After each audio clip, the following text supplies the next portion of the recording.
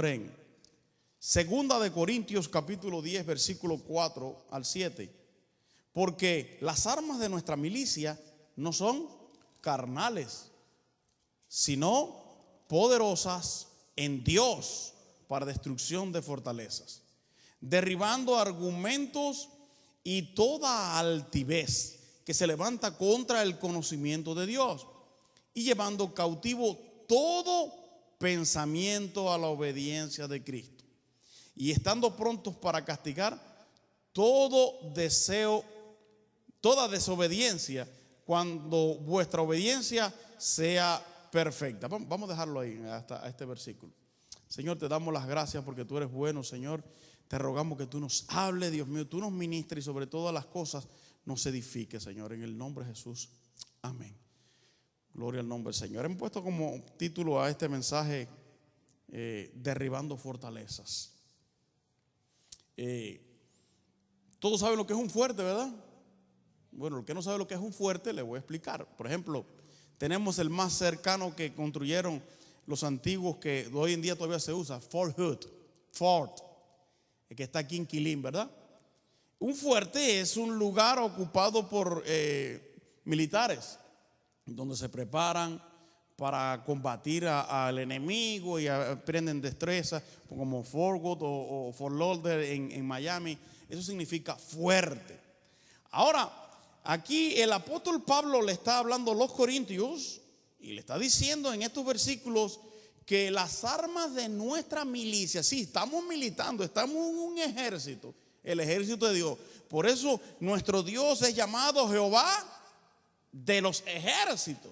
Tiene cientos de ejércitos, tiene ángeles, tiene querubines, tiene serafines, tiene arcángeles, tiene principados que están a la orden de Dios, y estamos nosotros, los hijos de Dios, los que hemos sido lavados con la sangre de Cristo, que somos parte de ese ejército. Ahora Pablo le está explicando a los corintios que las armas que Dios ha puesto a disposición de los cristianos, de los hijos de Dios que militan en los caminos del Señor, dice que no son carnales. Wow. Entonces, hoy en día se ha aumentado más y más y más el pecado, y al aumentarse más el pecado viene la destrucción. Ayer mi papá y yo estábamos hablando que pecado engendra pecado, lo dice la Biblia, y al final da a luz la muerte. El diablo, como hemos estado hablando en estos días, que el Señor lo reprenda, se ha encargado de mandar a sus demonios para destruir a la humanidad.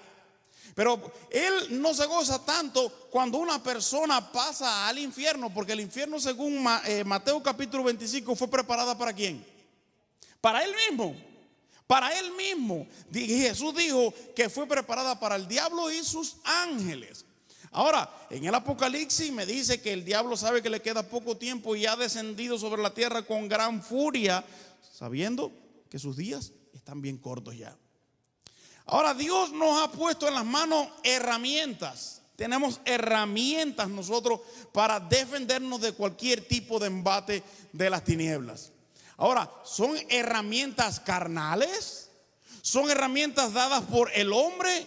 ¿Son ritos, ceremonias? ¿Son diferentes tipos de rezos? ¿O son estrategias humanas? ¿O son de Dios? La Biblia dice el hermano, amén, gracias hermano, porque son poderosas ¿en quién? En Dios. Pero esas armas que Él nos ha dado son para destrucción de fortaleza, de fort, como estamos hablando al principio. ¿Qué significa esa fortaleza que está siendo no sé, dirigida, llena, o hay preparación satánica ahí?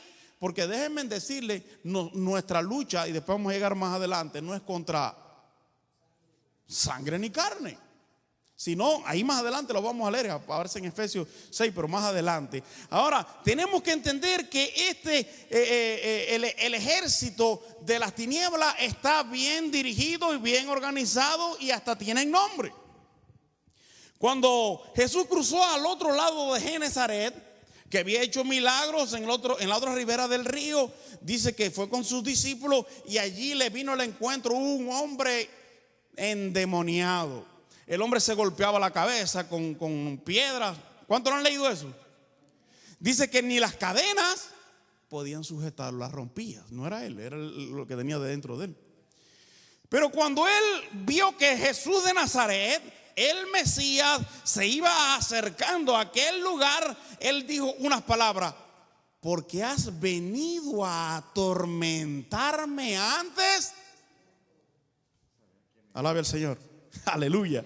Quiere decir que si Cristo los va a atormentar, tarde o temprano va a venir un juicio, una condenación sobre estos espíritus que han estado causando muchas enfermedades, guerras. Bueno, ¿por qué Dios lo permite? Porque Dios le ha dado al hombre una cosa que se llama voluntad propia o libre albedrío. Si Dios ahora mismo obrara sobre una persona o lo obligara a hacer algo, entonces estaría violando un principio de él mismo que se llama libre albedrío. Estaría violando su propio principio. Entonces este espíritu le rogó y se tiró de rodillas. Jesús le preguntó: dime cómo te llamas. Le dijo: Legión, porque somos muchos. Ahora, ninguno de los apóstoles que estaban allí, ni de los discípulos, ni de los que la acompañaban, ni todo el que andaba alrededor de Jesús tenía la capacidad, el poder, la destreza, ni la unción de echar fuera a aquellos espíritus que eran una legión. Ninguno tenía esa capacidad. El único que tenía la capacidad de hacer eso, ¿quién era? Jesús. Porque, ¿qué leíamos al principio? Jesús dijo: yo soy el pan. Y cuando Jesús estuvo frente a la tumba de Lázaro, ¿qué fue lo que le dijo él a María? Amén. Gracias, hermana. Yo soy la resurrección y la vida. Porque María sí había creído en Jesús. Y es lo que nos sucede a nosotros. En ocasiones nosotros hemos doblado nuestra rodilla al Señor, alabamos a Dios, bendecimos a Dios, vamos a la iglesia, ofrendamos, diezmamos, vivimos una vida como cristianos, pero estamos como esta hermana de Lázaro, que: Señor, yo sé que tú eres la resurrección y la vida. Pero ella creía que Dios iba a hacer eso en el fin de los tiempos. Decía: María es Marta. Bueno, la otra hermana era María. Estaba María, Marta y Lázaro. Y Jesús le dijo: pero yo no te he dicho que estás frente al autor y consumador de ¿qué? De la vida, que todo fue hecho por medio de él y para él, y todas las cosas en él subsisten. ¿Cuánto tiempo hace que estoy y todavía no crees que yo puedo obrar mañana, pasado, de aquí a un mes, de aquí a un año, que puedo tener poder? ¿Y no crees que pueda hacerlo ahora? Para que vean que yo soy la resurrección y la vida, le dijo a Lázaro: Lázaro, ven fuera. ¿Cuántos días hacía que estaba muerto Lázaro? 4 días, ¿verdad? Ya la hermana le dijo de Lázaro: ya hiede. Ya no tiene buen olor, ya apesta. Y Jesús le dijo: no, ven para afuera, Lázaro. Y así sucedió. Ahora tenemos que entender esto, que no es con estrategias humanas. Número 1, no existe, y hemos estado hablando de esto, ningún tipo de estrategia humana para enfrentarse a los ejércitos de las tinieblas o los demonios. No existe. Aunque se hayan escrito libros, combates ras de tierra, combates en los aires, combates en el agua, combates en la... No. Vamos a ver estamos leyendo la palabra, a ver qué es lo que nos dice la palabra del Señor. Primero, las armas que Dios nos dio son poderosas para destrucción de fortaleza. Y el versículo número 5, derribando argumentos y toda altivez. ¿Cuál fue el pecado del diablo? Ese mismo. ¿Cómo? La altivez. Amén. Se sintió superior. Él se miró un espejo, un estanque, se reflectó y no dijo: oh, yo soy acabado en belleza, seré semejante al Altísimo. Y entonces él sintió esa altivez. Y dice que Dios nos ha puesto unas armas espirituales para derribar argumentos y toda altivez que se levanta contra el conocimiento de Dios. Hoy en día vemos que las personas quieren interpretar. Hablaba con un ministro hace unos años y me decía, yo creo que este versículo quiere decir eso. Y yo le decía, pero es que no es lo que tú crees. ¿Qué dice el versículo en realidad? ¿Qué dice el texto? ¿Qué dice el contexto? Vamos a leer, a ver qué se refería Jesús, por qué lo dijo Jesús, en qué situación. Entonces las personas te agarran un versículo aislado de la Biblia y te quieren hacer una doctrina con ese versículo. Hay que ver que el Antiguo Testamento fue escrito mayormente para el pueblo judío, mayormente no para el pueblo judío. Cuando en el Nuevo Testamento vino Jesús, que vino a los suyos, ¿cuáles eran los suyos? Los judíos, los israelitas, las 12 tribus de Israel dispersas, aquellos que se habían apartado, estos no le recibieron. ¿Y qué hizo Jesús? Fue a vernos a nosotros, a los gentiles, a los que estamos perdidos, y dice que le recibimos y entonces nos dio potestad, autoridad, dominio, poder de ser llamados hijos de Dios. Eso es algo grande, ser hijo de Dios, déjenme decirle. Yo tenía 14 o 15 años y había estado en una vigilia como hasta las 3 de la mañana. Y le voy a decir, tuve una experiencia gloriosa y a la vez un poco que podía asustarse a alguien. A las 3 de la mañana me fui de mi iglesia caminando. Y cuando llegué al cuarto mío, me acuesto en mi cama, así atravesado, y sentí que en mi cuarto se había metido alguien que estaba dentro del cuarto, pero no quería abrir los ojos porque sabía que estaba delante de mí. Cuando yo abrí mis ojos, exactamente, no estoy hablando que lo vi en la mente ni que fue un sueño. Físicamente había un demonio, se había personificado, había pasado del reino espiritual al reino físico y estaba allí en mi cuarto. Pero ¿por qué? Si yo estaba ayunando, estaba orando, estaba vigilando, ese era el problema, fue amenazarme. Y yo me recuerdo que cuando yo vi aquel de casi 3 metros, grandísimo, y ¿para qué le cuento la experiencia que tuve? Yo estaba bien sudado. Y cuando me traté de parar de la cama, caí al suelo. Y él me empezó a decirle, recuérdate lo que dijo tu Señor. Recuérdate que dice que qué rey marcha. ¿Se recuerdan esa parábola? Si no se sienta primero y calcula. O qué rey hace o alguien hace una, ¿cómo se dice esto? Una construcción, ¿no? Algo así. Y dice que no siente primero y calcula a ver si la torre o la construcción que está edificando tiene los suficientes recursos para terminarla. Y yo me quedé mudo. Yo traté de reprender en el nombre de Jesús y no podía. Pero en mi mente, que está aquí, sabe una cosa y le voy a dar una cosa que es bíblico también. Nosotros, dice la Biblia, que tenemos la mente ¿de quién? De Cristo. Cuando usted tiene la mente de Cristo, cuando usted ha sido purificado, cuando usted ha sido limpio, cambiado, transformado, no hay demonio, no hay principado, no hay potestad, no hay ningún tipo de demonio que pueda controlar su mente, porque su mente pertenece a Dios. Y yo con mi mente dije, Señor Jesús, ayúdame con mi mente, devuélveme, permíteme que yo vuelva a hablar de nuevo. Y cuando me volvió la voz dije, en el nombre de Jesús. Entonces fue muy bien de allí. Aquel lugar hizo como un remolino. Había un balance que le rompió una pata. Unas tablas de la ventana afuera las arrancó. Una mata que había afuera. Aquello fue algo horroroso. Y yo me tiré de rodillas y miré todo aquello y dije, esto no, por algo pasó. Entonces, ¿qué sucede? Cuando nosotros estamos dándole duro al diablo, tenemos que afrontar algunas cosas porque él se tiene que defender. Cuando Jesús fue llevado al desierto, ¿por quién? ¿Quién lo llevó al desierto? El Espíritu Santo. Dice, pero lo llevó con un propósito, lo dice la Biblia. Fue llevado por el Espíritu Santo para que Cristo fuera tentado por Satanás. Mateo capítulo número 4. Dice que el diablo usó varias estrategias para hacer caer a Jesús. Para que Jesús no redimiera a la humanidad, para que Jesús no muriera, para que Jesús desertara de lo que estaba haciendo. Y una de las cosas que le dijo es la siguiente: si en verdad eres hijo de Dios, haz que estas piedras. Porque si tú eres un hijo tú eres el hijo del Altísimo, Él te va a contestar todo lo que tú pidas. Y Jesús le responde con la palabra.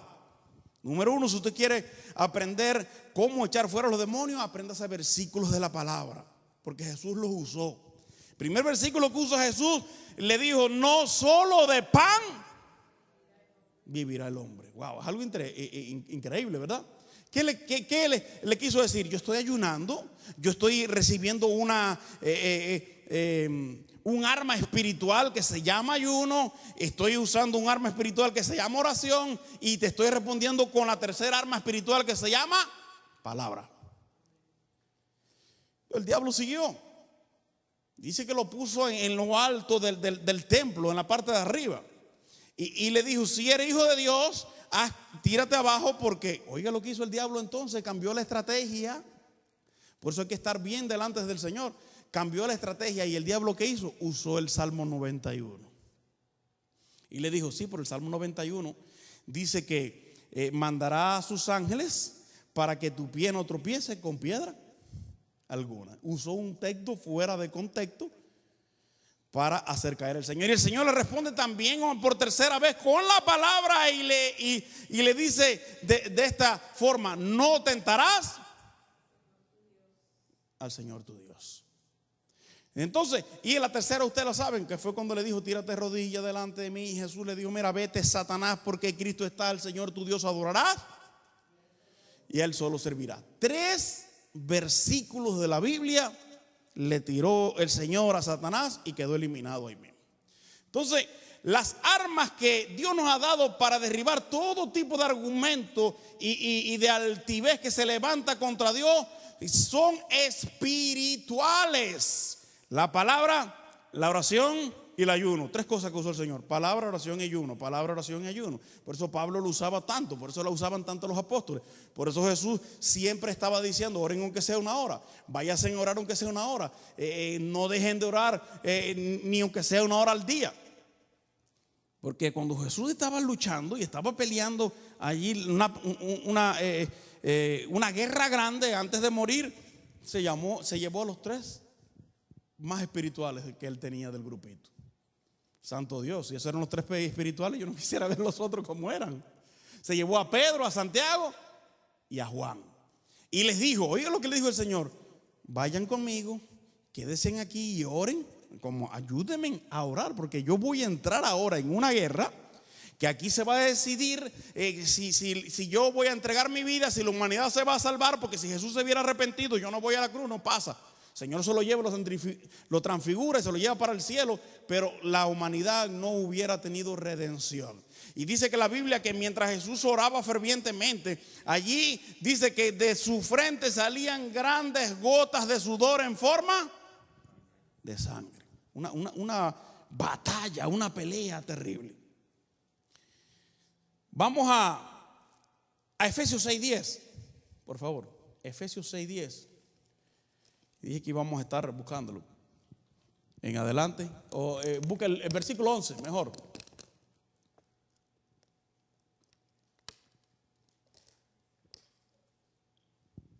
Mira lo que dice. Versículo número 11 de Efesios 6. Dice: vestidos de toda la armadura. ¿De alguna armadura me dice ahí? Que usted tiene en la palabra del Señor en sus manos, en su teléfono, en su tableta, en wherever. Mire lo que dice: vestidos de toda la armadura de Dios para que podáis estar firmes contra las acechanzas del diablo. Wow. ¿El diablo cómo anda? Acechando. Contra las acechanzas del diablo. Es la única forma que nosotros podemos hacer, vestirnos de la armadura de Dios. Dice, porque dice el versículo 12: porque no tenemos lucha contra sangre ni carne. Dice, sino contra, y ahí Pablo hace una lista: principados, contra potestades, contra gobernadores el gobernador de Houston o el gobernador de Texas o de Florida. No, está hablando de, en el mundo espiritual, gobernadores de las tinieblas de este siglo, contra huestes espirituales de maldad en las regiones celestes. Dice la Reina Valera ampliada, contra malicias espirituales en los aires. Entonces, hay personas que usted ve que ponen un resguardo para que no le caiga el mal del ojo, o hay hasta cristianos el aceite. Ya hemos hablado que el aceite es un símbolo del Espíritu Santo, pero el Espíritu Santo no habita en ese aceite. El Espíritu Santo tiene que habitar dentro de nosotros. Cuando alguien está ungiendo a una persona, ya sea para un ministerio o por una enfermedad, es dando cumplimiento a lo que dice la palabra, porque la unción no está en el líquido, sino la unción está en Dios. No debemos de poner nosotros ni en esto que está aquí. Esto es un libro, pero lo que está escrito ahí es lo que lo hace la palabra de Dios. Es lo que lo hace la palabra de Dios. Es un libro, pero la escritura, lo que está escrito ahí es lo que lo hace diferente a los demás libros. Entonces, conocí una persona que traía un Nuevo Testamento todo el tiempo en el bolsillo de atrás. Y decía que ese Nuevo Testamento le había servido de bendición grande, que el día que no se lo ponía le iba mal, pero el día que lo traía salía bendecido. Entonces, adoraba más a este Nuevo Testamento, estos chiquiticos parecidos a los Gideons, de los Gedeones. Ahí lo traía y decía: este tiene que ir para donde quiera conmigo. El día que se me olvida en la casa el Nuevo Testamento, a mí me va todo mal. ¿Cómo se llama eso? Fanatismo. Dios no obra así, de esa manera. Eso, más que fanatismo, casi es brujería. Y hoy en día se ha caído en muchas de estas cosas. Por eso hoy estaba yo leyendo acerca de cómo Jesús en ocasiones le decían a los fariseos cómo los fariseos hacían ritos, ceremonias. Es más, miren para que usted vea qué cosa. ¿Cuál es el primer mandamiento con promesa en la Biblia? A ver si ustedes saben. Amén. Honra a tu padre y a tu madre. Un mandamiento dado por nuestro Dios directamente. Pero la segunda parte dice que el que no honra a padre y a madre, le cae el juicio, le cae la salá, como digo yo. Le cae ahí una maldición para que tus días sean como largos en la tierra. Pero ¿saben lo que inventaron los fariseos? Los fariseos inventaron que si tú tienes que ayudar a tu papá o a tu mamá, ellos inventaron una palabra en hebreo que se llama corbán. La palabra corbán en hebreo quiere decir: no puedo ayudarte en nada. Así mismo, yo estoy dedicado a Dios. Y Cristo criticó grandemente y le dijo: hipócrita, ¿cómo ustedes invalidan los mandamientos de Dios poniendo preceptos de hombres? Wow. Entonces quiere decir que tú puedes decirle a tu papá o a tu mamá: oye, lo siento mucho porque yo soy corbán. Eso no es ni bíblico. El mismo Cristo lo habló. Por eso Jesús le decía en muchas ocasiones: raza de víboras, serpientes, sepulcros blanqueados y todas estas cosas, porque ellos querían resolverlo todo humanamente. En los tiempos de Pablo existieron dos corrientes filosóficas que se llamaban los epicúreos y los estoicos. Estas personas lo querían hacer todo humanamente. Hoy en día está el humanismo, están los psiquiatras, están los psicólogos, y es más, hay pastores psicólogos, hay pastores psiquiatras, hay gente que ya dejan de ser consejeros. Yo me recuerdo que cuando nosotros estudiamos en la universidad, que nos dieron consejería, y aquí está mi suegra y mi esposa, que estuvimos estudiando también en la universidad juntos, decía, el profesor decía: el consejero nunca aconseja. Porque las personas quieren que uno hable lo que ellos quieren oír. Tú tienes que dejarlo que desahoguen, y además como consejero cristiano, leerle la palabra del Señor.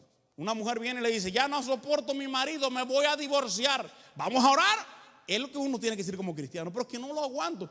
No importa, nunca en la vida uno debe de decir toma esta decisión así, porque al final cuando tú dices: bueno, hazlo, y si le va mal a esta persona, van a decir: el consejero me dijo a mí que hiciera esto. Hay que llevarlo a una reflexión, y si esta persona está determinado o determinada a hacer estas cosas, bueno, es your business. Tú fuiste el que tomaste la decisión, pero yo te hablé la palabra, lloré por ti, te leí la escritura, que la escritura me dice esto y se acabó, así mismo. Entonces, dice que el versículo número 13: por tanto, tomad toda la armadura de Dios. Vuelve a decir de nuevo, ¿verdad? Versículo número 11 y el versículo número 12 vuelve a repetirse. No, el 13 vuelve a repetirse el principio. Dice: por tanto, tomad toda la armadura de Dios para que podáis resistir el día malo. Vamos a ver qué es lo que dice Santiago 5.8. ¿Quién se sabe Santiago 5.8? Bueno, yo me lo sé de memoria. Apréndeselo para que es bien chiquitico. Santiago 5.8. Yo dije Santiago 5.8, ¿verdad? No, era Primera Tesalonicenses 5.8, por favor. Ya yo mismo Primera Tesalonicenses 5.8. Amén. Dice, porque nosotros que somos ¿de qué? Del día, seamos sobrios, habiéndonos vestido con la coraza de fe y amor, y con la esperanza de la salvación como yelmo. Ahí está. Más vosotros que somos del día, o se está refiriendo, cuando se refiere del día, se está refiriendo a la luz, que somos sal y somos luz. Debemos de ser sobrios, que es todo lo contrario a ebrio, estar bien claro en lo que estamos pensando, no como aquellas personas que quieren vivir una doble vida y quieren un día estar con Dios y un día estar con el diablo, y conozco ministerios que no andan bien delante del Señor, orando por enfermos, orando por endemoniados. Peligro, eso es muy peligroso. ¿Sabe por qué? Porque lejos de tú ministrarle a esas personas, como esos demonios están bien fuertes, esos demonios te van a ministrar a ti, lo he visto. Tuve la oportunidad hace unos años de estar en una campaña evangelística en una iglesia donde como 11 testigos de Jehová aceptaron al Señor. Fueron allí y aceptaron al Señor, y fue tremendo el avivamiento que hubo en ese lugar. Y yo me recuerdo que uno de los que fue allí dijo: tengo un dolor de cabeza que se me quiere romper la cabeza, y le dolía mucho la cabeza, y oré por esta persona y se me quitó, gracias, en el momento. Pero por allá salió otro diciendo: se me quiere romper la cabeza, y oré por ese, y espérate, me di cuenta en el tercero que algo no andaba bien, que era que un demonio, el mismo demonio estaba saliendo de una persona y metiéndose en otra. Yo no sé si ustedes han visto las manifestaciones esas, cuando hay movimiento del espíritu, las cosas que ocurren. Nosotros, bueno, hemos estado en la iglesia pentecostal, la Asamblea de Dios, desde más de 30 años. Mi suegra más. Y he visto todas esas manifestaciones. Entonces yo le dije, entendí, todas las personas que están aquí deben cerrar sus ojos y pónganse a orar. Y cuando empezamos a orar y cerraron los ojos todos, ahí mismo ya no hubo más nada.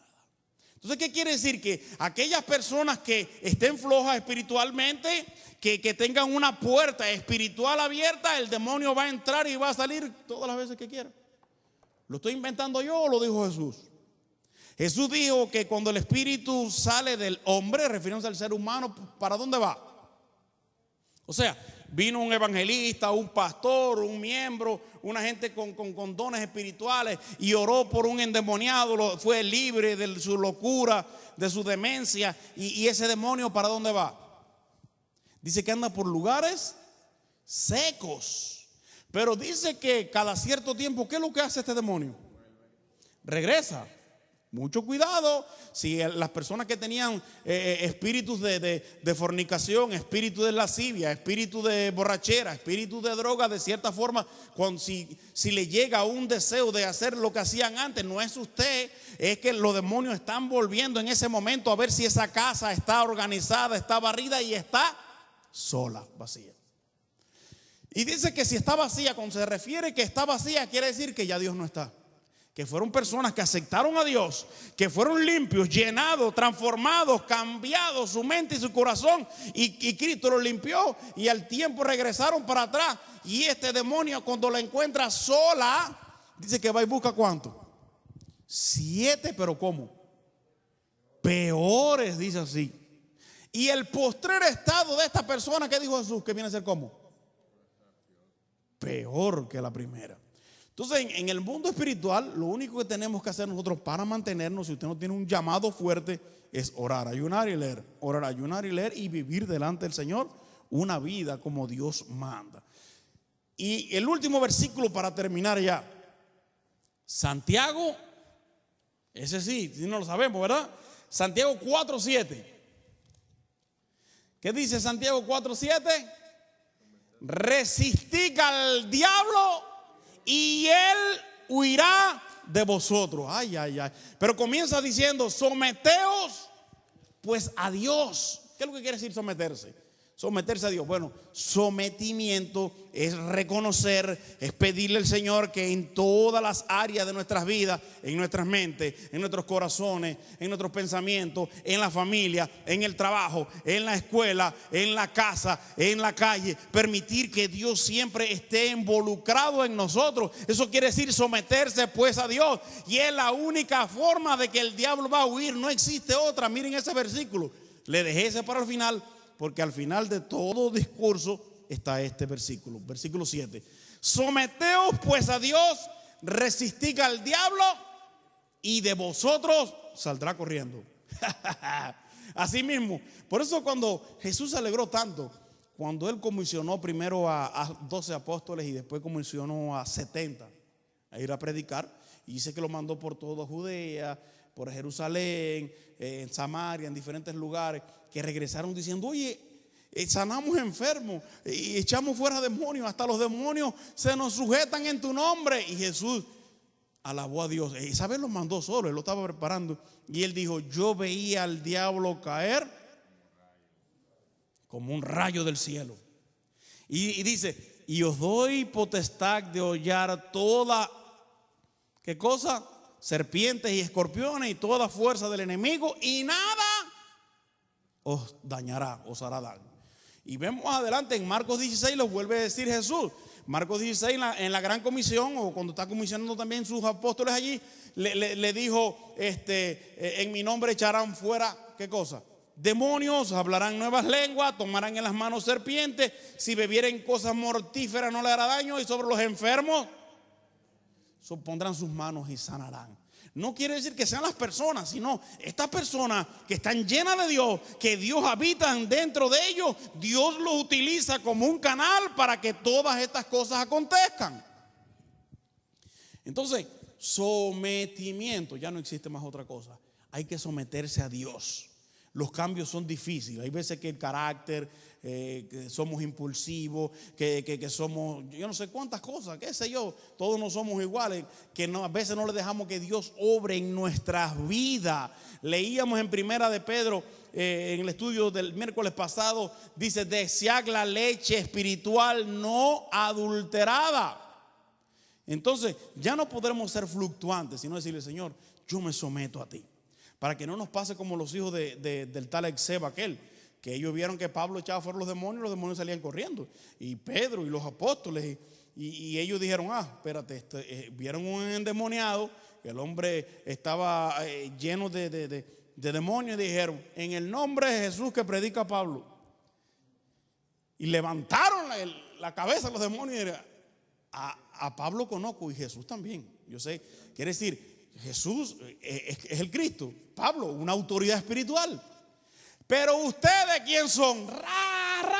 Ni Jackie Chan ni Bruce Lee, que los mató a todos. Dice que salieron corriendo desnudos por aquel lugar.